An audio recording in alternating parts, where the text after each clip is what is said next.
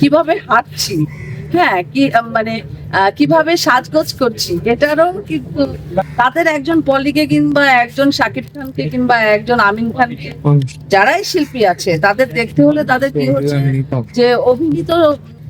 আপু আপু একটু জানতে চাচ্ছি আসলে শিল্পী সমিতি বা এফডিসির যে নির্বাচনটি হয় এটা আমরা দেখেছি যে জাতীয় নির্বাচনের মতোই একটা ভাইব আসলে সৃষ্টি হয়, সাধারণ মানুষ জানতে চায়, আবার দেখা গেছে শিল্পী যারা আছে সবার ভিতরে একটা উৎসব কাজ করে। এটা আসলে এদিক থেকে দেখতে শিল্পী সমিতির নির্বাচনটা আপনার কাছে কি মনে হয়? শিল্পী সমিতির ইলেকশন নিয়ে দর্শক মহলের এই বাড়তি আকর্ষণের কিন্তু কেন্দ্রবিন্দুই হচ্ছে শিল্পীরা, কারণ শিল্পীদের সবসময় পর্দায় দেখো জনগণ।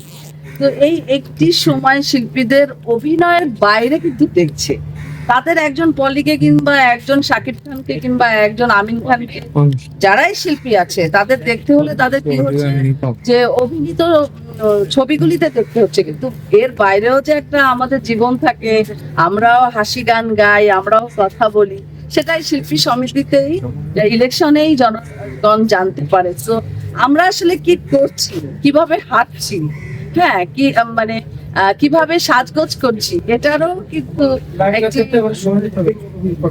চলে আসবো চলে আসবো।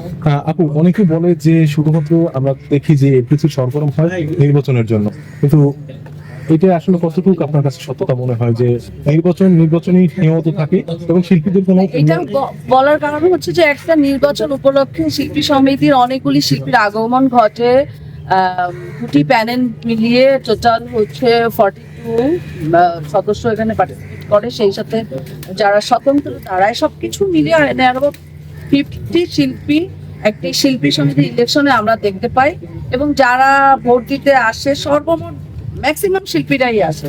তো এতগুলি শিল্পীর সমাগম অন্য কোনো সময় অ্যারেঞ্জ করা সম্ভব নয়, এই জন্য নির্বাচনে আপনারা এত শিল্পীর উপস্থিতি লক্ষ্য করেন। আচ্ছা।